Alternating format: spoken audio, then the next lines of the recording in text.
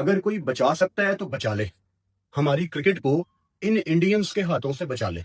बंदा यहाँ पे किसके पास जाए और किस दीवार पे सर मारे, जितनी ज्यादतियां इंडिया अपने इन्फ्लुएंस की वजह से करता जा रहा है। और मुझे समझ इन्फो तो भाई साहब सना मीर ने वहां से वो वर्ड उठाया था, ये उनके स्पोर्ट में एक एविडेंस आता है।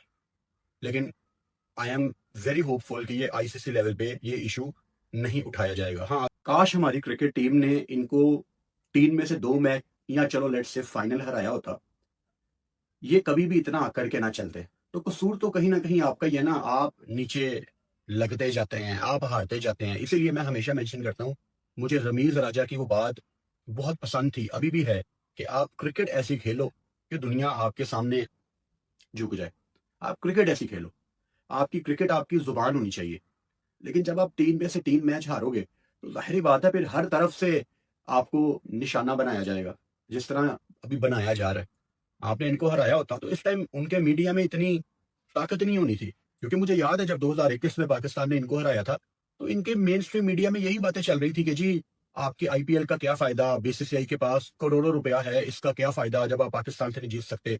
तो आपको इतनी बड़ी अपॉर्चुनिटी मिली थी, नलायकी आपकी मेंस क्रिकेट टीम की है, बिकॉज फोकस सारा उस पर होता है। अगर वो कुछ करते एशिया कप में तो आने वाले जो आपके वर्ल्ड कप से पहले 3 साढ़े 3 महीने थे वो बड़े अच्छे गुजरने थे। आपको बिल्कुल भी इंडिया वाली साइड से कोई किसी किस्म की आवाज नहीं आनी थी, क्योंकि उन्होंने आपस में फाइट कर रहे होना था लगातार। तो आपने खुद लोगों को अलाउ किया, उनको इजाजत दी है कि वो आपके खिलाफ बात कर सकते हैं। अगर कोई बचा सकता है तो बचा ले। हमारी क्रिकेट को इन इंडियंस के हाथों से बचा ले। वुमेन्स वर्ल्ड कप चल रहा है, उसमें सना मीर पाकिस्तान की फॉर्मर कैप्टन, उन्होंने कमेंट्री करते हुए, पाकिस्तानी प्लेयर हैं नितालिया परवेज, उनके बारे में कह दिया कि शी इज फ्रॉम आजाद कश्मीर पाकिस्तान। अब वर्ल्ड कप के दौरान आजाद कश्मीर का नाम सुन के इस टाइम इंडिया अपने सारे मसले भूल चुका है। मतलब गुर्बत का वहां पे कोई मसला नहीं है, वहां पे पॉलिटिकल कोई मसला नहीं है, इकोनॉमी को डिस्कस नहीं किया जा रहा, कोई मसले मसाइल सारे खत्म हो गए हैं।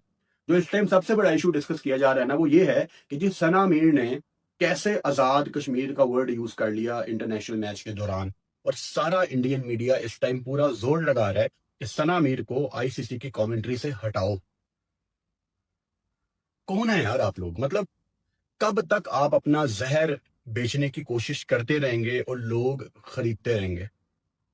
आजाद कश्मीर पाकिस्तान का हिस्सा है, आजाद कश्मीर पाकिस्तान में है। सना मीर ने बाद में क्लैरिफाई भी किया कि उन्होंने इंडियन वेबसाइट क्रिकइन्फो से ही ये स्क्रीनशॉट लिया था कि शी इज फ्रॉम आजाद कश्मीर। अब वो सियाने हैं क्रिकइन्फो वाले, उन्होंने फौरन से कंट्रोवर्सी के बाद आजाद कश्मीर का वर्ड चेंज करके उसको पाकिस्तानी एडमिनिस्ट्रेटेड कश्मीर कह दिया। बंदा यहाँ पे किसके पास जाए और किस दीवार पे सर मारे, जितनी ज्यादतियां इंडिया अपने इन्फ्लुएंस की वजह से करता जा रहा है। और मुझे समझ नहीं आती कि और इश्यूज खत्म हो गए हैं इंडिया में और इन लोगों का जहन कितना छोटा है कि ये इन छोटी छोटी बातों के बारे में ऑफेंड हो जाते हैं, बॉदर करते हैं इन बातों को। मैं आपको एक छोटी सी एग्जांपल दूं। अभी ये 2-3 महीने पहले मैं लाहौर में एक रेस्टोरेंट में बीफ स्टेक खा रहा था। तो पाकिस्तान में या दुनिया भर में कहीं पे भी बीफ स्टेक एक बड़ी आम चीज है। और जब मैंने वो पिक्चर्स अपने इंस्टाग्राम पे लगाई, बिलीव मी, उस पिक्चर को लेके इंडिया के न्यूज चैनल्स ने स्टोरीज चलाई कि ये इंडिया को दिखाने के लिए Furqan Bhatti Pakistani cricket journalist beef steak खा रहे हैं, वो बीफ के परस्पेक्टिव से। देखें, आप लोगों के रिलीजन में आप लोग बीफ नहीं खाते, मैं आपके बिलीव्स की बड़ी रिस्पेक्ट करता हूं, मैंने कभी यहाँ पे किसी के बिलीव्स को डिसरिस्पेक्ट नहीं किया। आप हमारी इज्जत कर लो, हम आपकी इज्जत कर लेते हैं, इसी तरीके हमने जिंदगी गुजारनी है। हमने यहाँ पे बैठ के, मैंने किसी के बिलीफ की कभी डिसरिस्पेक्ट नहीं की, लेकिन उसको दिखाया ऐसे गया कि फुरकान भट्टी बीफ स्टेक खा रहा है तो ये हमारी बेइज्जती कर रहा है, जानबूझ के हमें ट्रिगर कर रहा है। मतलब मैं सोचता हूं कि इन लोगों के दिमाग में ये बातें कैसे आ जाती हैं और कौन डालता है।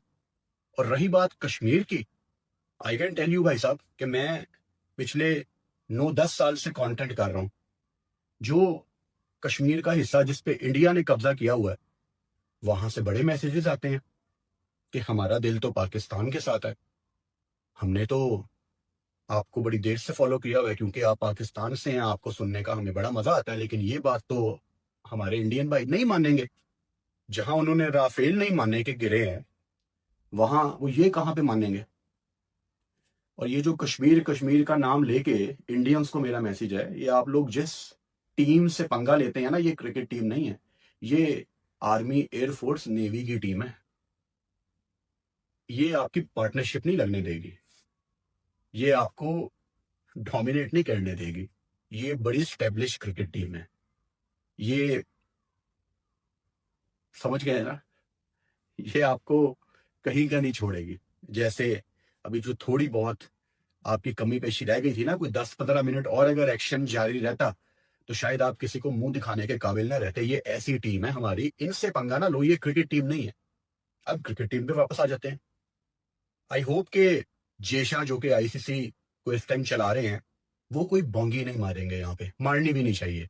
मतलब अगर आईसीसी कोई बहुत ही सख्त कदम इस पे उठाने की तरफ आता है तो दुनिया के तमाम क्रिकेटर्स, तमाम कोचेज अपने फोन में एक ही ऐप रखते हैं, एक ऐप तो लाजमी रखते हैं, क्रिक इन्फो। तो भाई साहब सना मीर ने वहां से वो वर्ड उठाया था, ये उनके स्पोर्ट में एक एविडेंस आता है।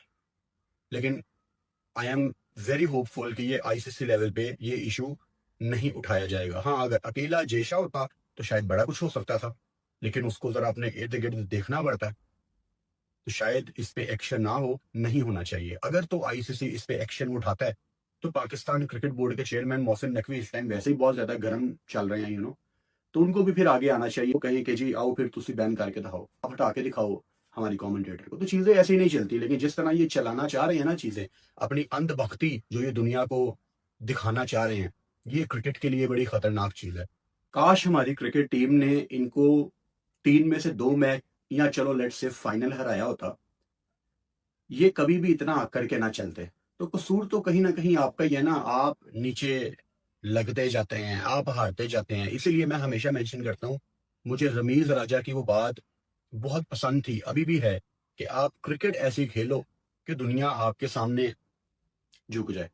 आप क्रिकेट ऐसी खेलो, आपकी क्रिकेट आपकी जुबान होनी चाहिए। लेकिन जब आप 3 में से 3 मैच हारोगे तो जाहिर बात है फिर हर तरफ से आपको निशाना बनाया जाएगा, जिस तरह अभी बनाया जा रहा है। आपने इनको हराया होता तो इस टाइम उनके मीडिया में इतनी ताकत नहीं होनी थी, क्योंकि मुझे याद है जब 2021 में पाकिस्तान ने इनको हराया था तो इनके मेन स्ट्रीम मीडिया में यही बातें चल रही थी कि जी आपके आईपीएल का क्या फायदा, बीसीसीआई के पास करोड़ों रुपया है, इसका क्या फायदा जब आप पाकिस्तान से नहीं जीत सकते। तो आपको इतनी बड़ी अपॉर्चुनिटी मिली थी, नलायकी आपकी मेंस क्रिकेट टीम की है, बिकॉज फोकस सारा उस पर होता है। अगर वो कुछ करते एशिया कप में तो आने वाले जो आपके वर्ल्ड कप से पहले 3-3.5 महीने थे वो बड़े अच्छे गुजरने थे। आपको बिल्कुल भी इंडिया वाली साइड से कोई किसी किस्म की आवाज नहीं आनी थी, क्योंकि उन्होंने आपस में फाइट कर रहे होना था लगातार। तो आपने खुद लोगों को अलाउ किया, उनको इजाजत दी है कि वो आपके खिलाफ बात कर सकते हैं।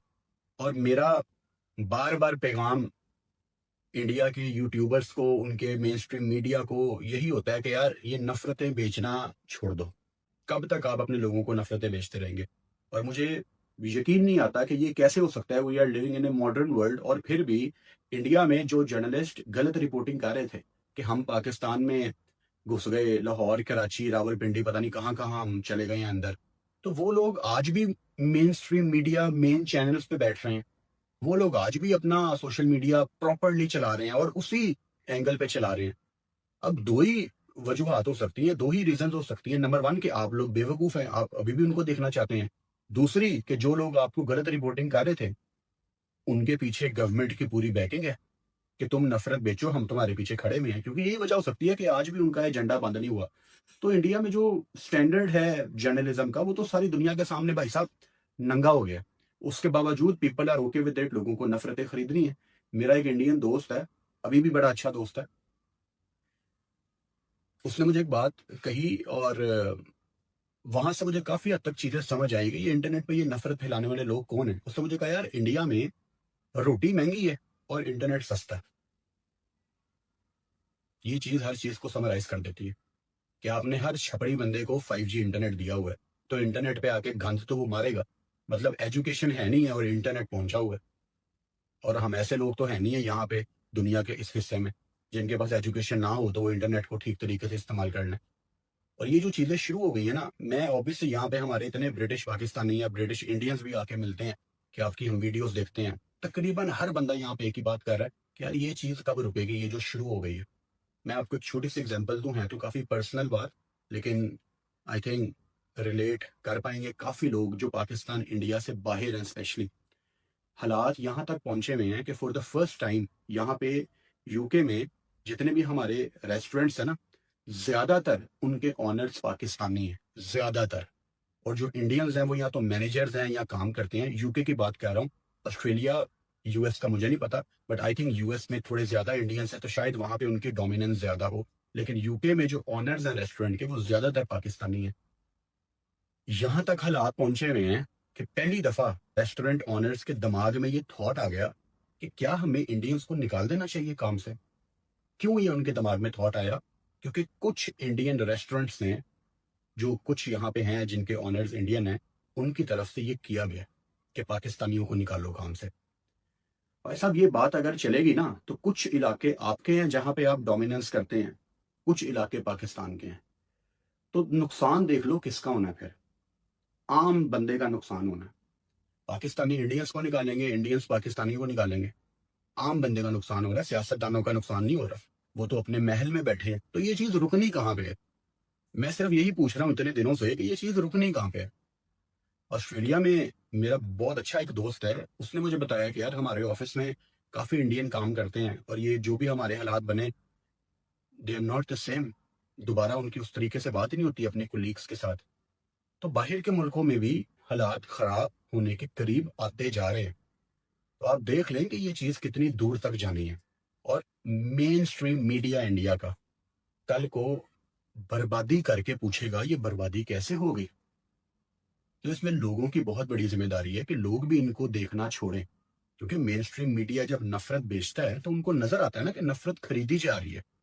कुछ लोग हैं जो हमें देख रहे हैं, तो आप लोग कब इनको देखना छोड़ेंगे? ये तो इंडिया पाकिस्तान के हालात अब खराब हुए हैं। मैंने कितनी दफा ये एग्जांपल दी है कि मैं इंडियन न्यूज चैनल्स आम तौर पे देखता रहता हूँ जब मैं पाकिस्तान में होता हूँ कि क्या चल रहा है उनके न्यूज चैनल में। वो तो आम हालात में भी पाकिस्तान के अगेंस्ट रिपोर्टिंग कर रहे होते हैं, हर हर टाइम, प्रॉबेबली हर टाइम। दुनिया में हालात बिल्कुल नॉर्मल है, सब कुछ चिल चल रहा है, पाकिस्तान के अगेंस्ट उनका हर न्यूज चैनल नफरत बेच रहा है। और पहलगाम वॉर के दौरान तो इन्होंने मतलब बख्शना ही नहीं था, इन्होंने तो भर भर के झूठ बोलने थे जो इन्होंने बोले। तो ये जो इतनी नफरत इर्द गिर्द अब फैल गई है ना, मेरा सवाल सिर्फ ये है कि ये रोकनी किसने है?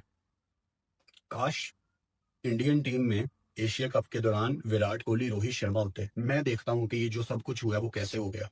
ये जो शुरुआत वहां से की गई थी ना, दरवाजे बंद करने हैं, हाथ नहीं मिलाने, शुरुआत वहां से हुई है क्रिकेट के पॉइंट ऑफ व्यू से। मैं देखता हूँ वो कैसे होता। प्रॉब्लम ये भी थी कि इनकी इंडिया की टीम में जो सबसे बड़ा बदमाश था वो इनका कोच ही था, गौतम गंभीर। और आप सब जानते हैं कि उसका क्या पर्सपेक्टिव है पाकिस्तान को लेके। तो ये चीजें भाई साहब रुकनी कैसे है और ये कौन रोकेगा? ये इस टाइम मेरी जिंदगी की सबसे बड़ी टेंशन है, और मुझे शायद कोई टेंशन नहीं है। सना मीर, हम आपके साथ खड़े हैं, आपने कोई गलत बयानी नहीं की। और इन केस अगर आईसीसी आपके खिलाफ कोई एक्शन लेता है, जो कि वो नहीं लेंगे, लेकिन अगर उन्होंने ले लिया तो हम यहाँ पे सारे मिलके आईसीसी की ईंट से ईंट बजा देंगे। ये हमारा आपसे वादा है। Stay strong. जय दोस्तों, एक बार फिर से आप सभी का स्वागत है। दोस्तों, जैसे कि आपने आगे वीडियो में देखा, आज सना मीर जो पाकिस्तानी कमेंटेटर है, वो फॉर्मर क्रिकेटर भी है। जो वुमेन वर्ल्ड कप चल रहा है इस वक्त श्रीलंका में, जहां पर सना मीर ने बोल दिया कि जो पाकिस्तानी एक क्रिकेटर है वो आज़ाद कश्मीर से आ रही है। तो बस यही देख के पाकिस्तानी मीडिया हो या इंडियन मीडिया हो, उसने पकड़ लिया। खास करके इंडियन मीडिया ने पकड़ लिया, जो मेन स्ट्रीम मीडिया है उसने पकड़ लिया कि कैसे आज़ाद कश्मीर का नाम ले सकती है सना मीर। जब सूर्य कुमार ने पॉलिटिकल बयान दिया था तो उस पर फाइन हो गया था। तब सना मीर है वो किस तरह से बयान दे सकती है? तो सरासर गलत है। तो बीसीसीआई ने इस पर कंप्लेंट की है आईसीसी कि भाई सना मीर है उसने आज़ाद कश्मीर का नाम लिया है, वो नहीं ले सकती है, तो उस पर फाइन होना चाहिए। और जो पैनलिस्ट है कमेंटेटर, उसमें उसको निकाला जाए, वर्ल्ड कप कमेंटेटर से निकाला जाए, उसको पाकिस्तान भेज दिया जाए, इस तरह से बीसीसीआई का कहना है। तब फारूक खान भट्टी है वो ग्राउंड पे आया है, मैदान में आ गया है सना मीर का पक्ष लेके कि भाई हम आपके साथ है सना मीर, आपने कुछ गलत नहीं किया, आपने सही किया है। जब फारूक खान भट्टी, जब वो सूर्य कुमार ने बोला कुछ, तब तो बड़े बड़े डींगे मार रहा था कि ऐसा पॉलिटिकल बयान क्यों दिया, नहीं देना चाहिए।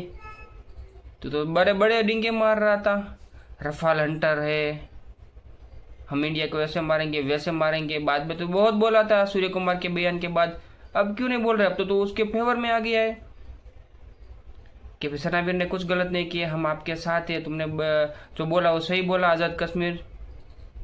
तो दोस्तों आप लोगों का इस पर क्या कहना है कमेंट में जाके जरूर बताना। बाकी हम मिलते हैं नेक्स्ट वीडियो में। जय हिंद।